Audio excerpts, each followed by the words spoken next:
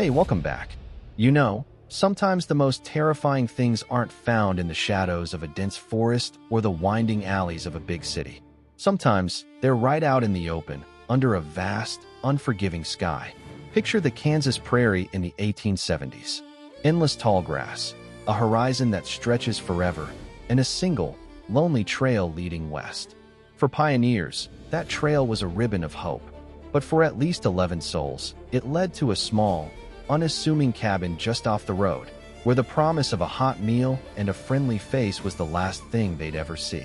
I'm Ibnul J. Farabi, and this is Underworld Kings, the rise and fall from Light Not Studios.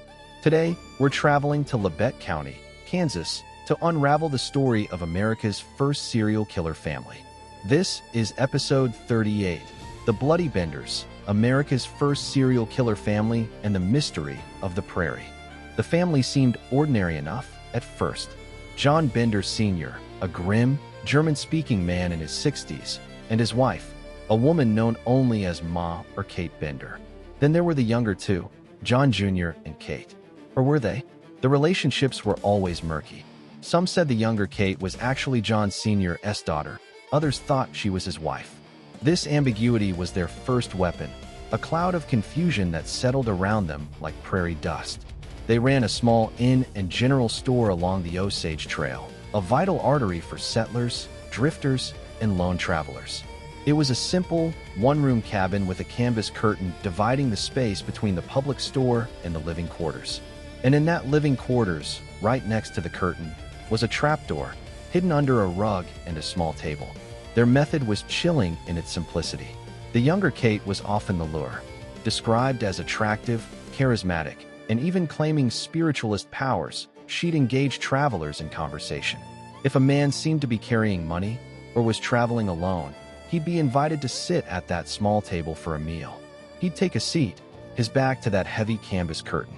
And as he ate, one of the Bender men would slip behind the curtain, raise a heavy hammer, and bring it down on the traveler's skull. Then, they'd drag the body through the trapdoor, down into a shallow cellar. There, the victim's throat was cut for good measure, and they were stripped of all possessions. When night fell, they'd be buried in the orchard out back. The prairie soil, always hungry, would swallow them whole. For over 2 years, this was their routine. The disappearances were noted, of course. In an era of westward movement, people vanished all the time, to accidents, to illness, to simply choosing a new name and a new life. But a pattern began to emerge among those last seen near the Bender Inn. Dr. William York, a prominent and well-armed man, vanished after leaving Fort Scott. His brother, Colonel York, launched a relentless search that would eventually become the Benders' undoing. The community's suspicion grew from a whisper to a roar. A posse finally rode out to the cabin in the spring of 1874. What they found was a scene of quiet horror. The cabin was abandoned, stripped bare. But the signs were there. A foul, metallic smell, dark stains on the floorboards near that trapdoor. And when they started digging in the orchard, they found the graves. 11 bodies, buried haphazardly, all with crushed skulls and slit throats. The news exploded across the nation. The idea of a whole family, working in concert to murder travelers in their own home, was a new kind of monster for America. It shattered the myth of the safe, welcoming prairie homestead. The subsequent manhunt was massive, but the Benders had vanished into thin air. They'd left in a hurry, their wagon tracks leading east before disappearing. And here's where the mystery deepens and never truly resolves. Were they ever caught? There are so many legends. That a vigilante group led by Colonel York actually tracked them down and executed them on the spot, burying them in an unmarked grave. That they escaped to Texas or changed their names and blended into another immigrant community. That old man Bender was seen years later, a broken man in a St. Louis boarding house. But no credible, confirmed sighting ever stuck. They simply became ghosts, their end as obscure as the origins of the prairie wind. Now, I'm an engineer by trade. I look for systems, for patterns, for the underlying logic of things. And what chills me about the Benders isn't just the brutality, it's the efficiency. They engineered a perfect, horrific system. They identified a vulnerable flow of human traffic, the isolated traveler.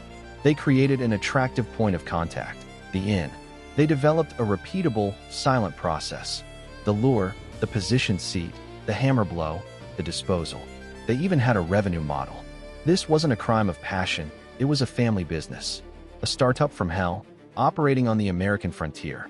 It makes you wonder how many other small, terrible systems were operating in the vast, unconnected emptiness of the growing country, lost to history because no one like Colonel York connected the dots.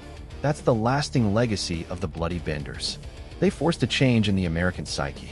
After them, the lonely cabin on the trail wasn't just a symbol of hospitality, it was a potential house of horrors. The friendly family wasn't just a welcome sight, they could be a coordinated hunting party.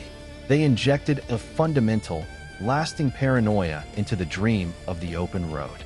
They proved that evil doesn't need a castle or a dungeon.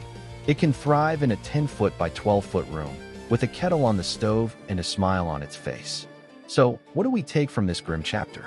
For me, it's a stark reminder that history's darkness often wears the plainest face. It doesn't announce itself. It's the quiet house, the ordinary family, the offered kindness on a long journey.